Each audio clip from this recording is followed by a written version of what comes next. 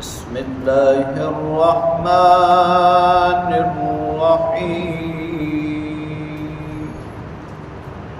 ومثل الذين كفروا كمثل الذي ينعق بما لا يسمع إلا دعاء ونداء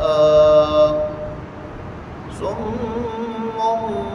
بكم عمي فهم لا يعقلون يا أيها الذين آمنوا كلوا من طيبات ما رزقناكم واشكروا لله إن كنتم إياه تعبدون صدق الله وصدق رسوله النبي الكريم۔ سورہ بقرہ کی آیت نمبر 171 اور 172 کی تلاوت آپ نے سماعت کی۔ ترجمہ سماعت فرمائیں۔ وَمَثَلُ الَّذِينَ كَفَرُوا،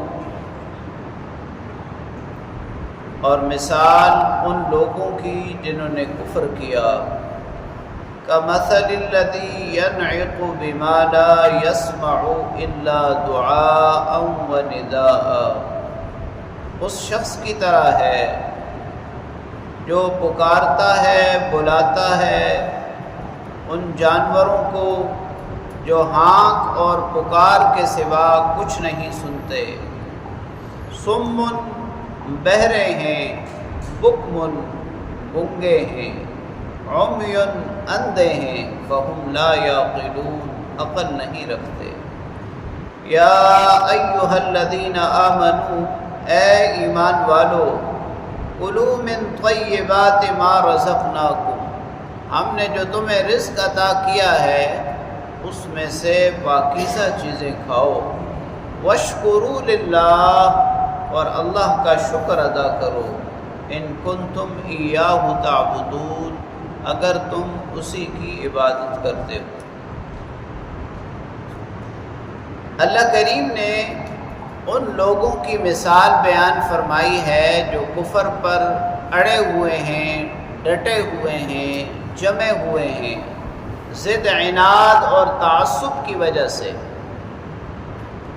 اللہ کریم فرماتے ہیں کہ ان لوگوں کو اب حق کی دعوت دینا ایسا ہی ہے جیسے ایک آدمی جانوروں کو چلاتا ہے، ہانکتا ہے، اور وہ ہانک اور پکار کے سوا کوئی بات نہ سنتے ہیں نہ سمجھتے ہیں۔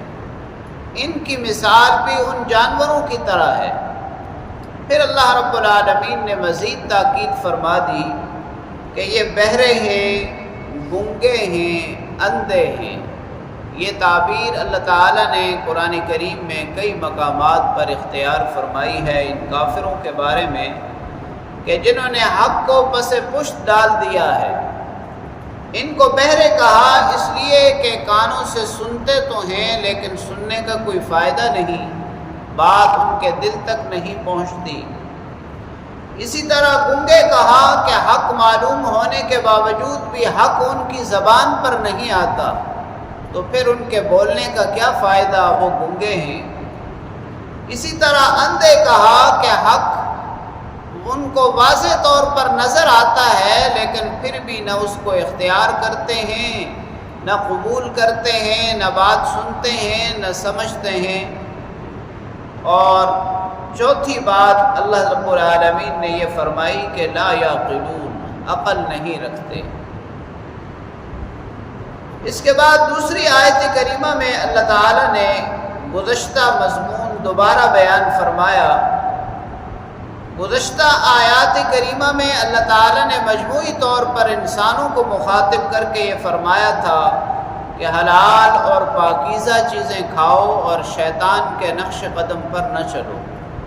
یہاں اللہ نے خاص طور پر اہل ایمان کو مخاطب فرمایا اور اہل ایمان کو مخاطب فرما کے یہ حکم دیا کہ ہم نے جو تمہیں رزق عطا کیا ہے، یعنی اس جہان میں، اس دنیا میں جو بھی ہم نے پیدا کیا ہے وہ صرف اور صرف تمہارے فائدے کے لیے پیدا کیا ہے، لیکن یاد رکھیں کہ تم نے اس میں سے وہ چیزیں استعمال کرنی ہیں جو پاکیزہ ہیں اور حلال ہیں، اور یہ اللہ رب العالمین کا بہت بڑا انعام ہے کہ اس نے تمہیں پاکیزہ اور حلال رزق عطا فرمایا ہے۔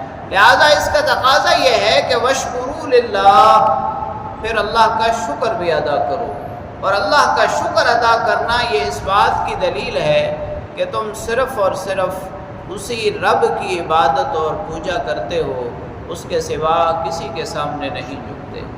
اللہ کریم سے دعا ہے اللہ تعالی ہمیں ہمیشہ حق کو قبول کرنے کی توفیق نصیب فرمائے، حق پر استقامت نصیب فرمائے، اور حلال و طیب رزق پر اللہ کا شکر ادا کرنے کی توفیق نصیب فرمائے۔